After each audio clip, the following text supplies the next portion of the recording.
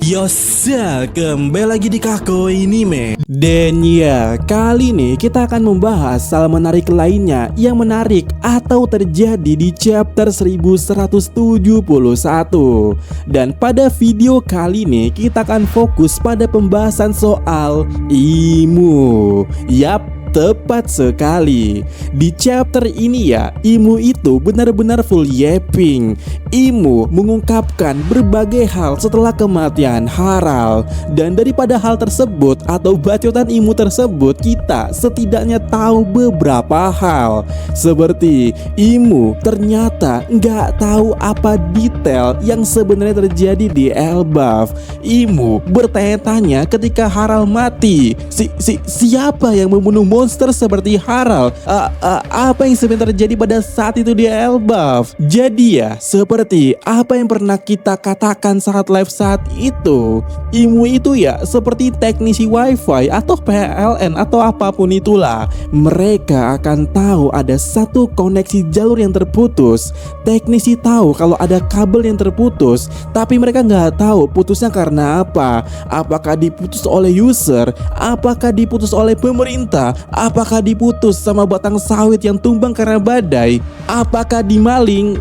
Tidak ada kepastian, mereka harus ngecek sendiri. Dan begitulah yang disarankan oleh Mars untuk pergi langsung ke Elbaf untuk mengecek kondisinya.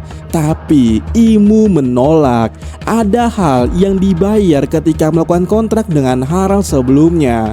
Dan saat ini ya, di momen yang itu, Imu sangat takut kehilangan atau terputus koneksi lagi. Dan karena di awal ada hal yang dibayar, berarti jika ada yang terputus itu artinya ada kerugian yang diterima oleh Imu karena hal itu. Dan apa kerugian Imu karena Harald mati? Tentu saja jika berbicara soal kontrak dan putus di tengah jalan, pihak yang memberi kontrak pastilah yang mengalami kerugian. Misal Harald dikontrak dalam 5 tahun, di tahun kedua Harald sudah metong atau mati. Sehingga setidaknya ada 3 tahun itulah kerugian Imu, entah dalam bentuk uang, waktu atau semacam hal yang ditawarkan di awal kontrak. Dan yap, bentuk apa yang di awal sebagai bayaran atas Harald saat kontrak Imu tersebut? Maksudnya, bayaran apa yang membuat Harald memiliki power immortality dan semacamnya. Nah, untuk masalah ini ya, pernah kukatakan saat di spoiler, mungkin ini mirip apa yang terjadi kepada Brogy di Elbaf saat ini. Imu yang dalam wujud Gungko pada saat itu berkata, bayaran mendapatkan kekuatan lebih yang saat ini dialami oleh Brogy adalah usia Brogy itu sendiri. Yap, usia Brogy adalah tumbal atau bayaran dari hal tersebut. Jadi ya, sejauh ini di One Piece ini, demi mendapatkan sesuatu selalu ada harga yang harus dibayar. Dan harga itu seringkali berupa usia. Contoh ya, demi Luffy selamat saat di Impel Down, Ivankov menyembuhkannya dan usia Luffy benar-benar dipakai beberapa tahun sebagai bayarannya. Lalu, konsep keabadian dari OP Nomi juga harus ada bayarannya. Dan bayarannya kita tahu ya, itu berkaitan dengan nyawa alias kematian. Dan dari contoh-contoh tersebut sebenarnya terlihat ada pola. Yap, jika kalian sadar dari 3 contoh tadi itu ada perbedaan yang cukup jelas, yaitu siapa yang membayar dengan usia atau yang menanggung kerugian. Dimana dalam kasusnya Brogy, karena Brogy yang dapat kekuatan, maka usia Brogy sendirilah yang dipakai sebagai bayaran. Lalu dalam kasus Luffy, karena Luffy yang disembuhkan, maka usia Luffy lah yang dipakai untuk dalam operasi tersebut. Namun ya, berbeda dengan OP Nomi, operasi keabadian bisa dilakukan kepada orang lain, tetapi bukan orang yang menerima keabadian lah yang membayarnya, melainkan user OP Nomi yang harus membayarnya dengan kematian. Lalu pertanyaannya di sini adalah, Imu ini masuk ke pola yang mana? Apakah seperti Luffy dengan Ivankov? Atau seperti user OP Nomi dengan pasien operasi keabadian itu? Dan menurutku tidak ada yang benar-benar sama. Kenapa hubungan Luffy dan Ivankov itu Luffy untung dan rugi di saat yang sama? Luffy selamat tapi usianya berkurang, sementara Ivankov tidak mendapatkan apa-apa yang berarti dari hubungan tersebut. Lalu ya, hubungan user OP Nomi dengan pasien operasi keabadian, hanya pasien yang diuntungkan, sedangkan usernya dirugikan secara mutlak dengan kematian. Nah, hubungan Imu dengan Haral itu bagaimana? Bahkan dengan antek-antek lainnya. Di sini kedua pihak seharusnya sama-sama untung serta sama-sama rugi. Tetapi ya, konsepnya berbeda dengan kasus yang lainnya. Pada kasus Luffy dan OP Nomi, kerugian ditanggung oleh pihak yang mengalami kerugian itu sendiri. Tapi pada kasus Imu dan Haral ini, kerugian Haral justru ditanggung dan dikendalikan oleh Imu. Maksudnya begini, secara sederhana ini mirip dengan kasusnya Brogy, tapi jauh lebih kompleks. Pada kasus Brogy, keuntungan yang didapat Brogy, kerugiannya dibayar oleh Brogy itu sendiri. Tapi di sini yang Imu itu ya mirip dengan konsep keabadian OP Nomi, justru kerugiannya ditanggung oleh pihak lain. Yap, setidaknya sejauh ini ya, terutama dari penjelasannya Shanks, bayaran atau kerugian yang diterima Haral setelah melakukan kontrak tersebut dari keuntungan yang ia terima justru menjadi keuntungan bagi Imu. Yap, kerugian yang dialami Haral adalah dikendalikan oleh Imu. Jadi ya, secara dasarnya kerugian Haral ini malah jadi keuntungan bagi Imu. Artinya kerugian Haral ini tidak benar-benar ditanggung oleh Haral, melainkan dimanfaatkan oleh Imu.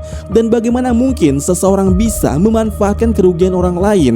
Pasti ada bayaran yang harus dibayar.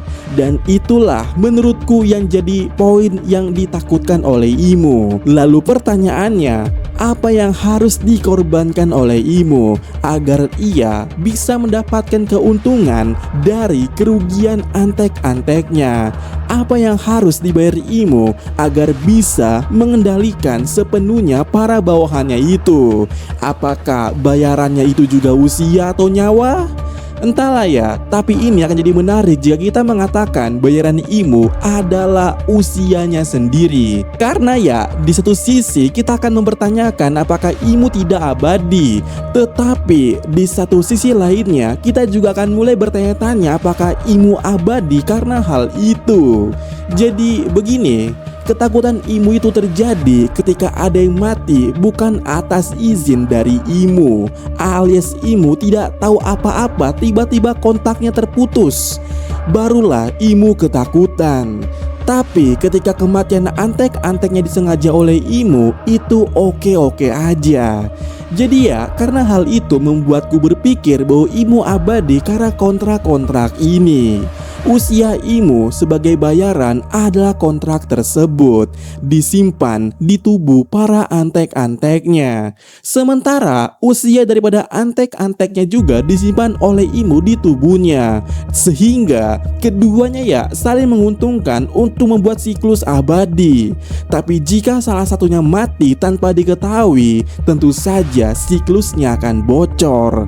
Akan tetapi jika kematian salah satunya telah direncanakan atau dipersiapkan sebagai bentuk hal pencegahan kebocoran, masih ada waktu Imu untuk menyiapkan jalur baru, siklus baru untuk memindahkan usianya Saturn ke tubuh Garling. Dimana ya, bukti dari hal tersebut adalah saat Garling tiba di ruangan Gorose, Garling mengaku dapat perintah sebelumnya. Jadi ya, kematian Saturn ini dipersiapkan dengan matang agar Garling sebagai penggantinya. Dan itu tidak akan ada efek kerugian dari Imu. Tapi kematian Haral yang tidak diduga-duga itulah yang jadi kerugian Imu. Jadi Min, untuk membunuh Imu, ya setidaknya Gorose harus mati semua dengan cara mendadak. Itulah salah satu kemungkinannya. Bahkan Dan di sini aku curiga ya dengan kekuatannya Big Mom. Alasan Mother Caramel mati, aku curiga Big Mom itu terlebih dahulu memakan mataharinya Mother Caramel sehingga membuat Mother Caramel mati. Dan itu lalu Big Mom bisa memakan tubuh Mother Caramel tanpa adanya perlawanan. Lalu saat Zeus digantikan oleh Hera, itu seperti Saturn yang digantikan dengan Garling. Dan untuk masalah ini ya kita akan bahas di next video. Tapi setidaknya di video kita kali ini intinya adalah kerugian Imu sebenarnya tidak akan pernah jadi kerugian selama antek-anteknya tidak mati mendadak. Karena kontrak itu dibayar pakai usia Imu pula sebagai bayaran mengambil untung dari kerugian orang lain. Dan karena kontrak itu pula semua yang ada di Gorose itu tidak ada yang cepat mati alias abadi. Tapi ya bagaimana menurut kalian terkait kontrak itu?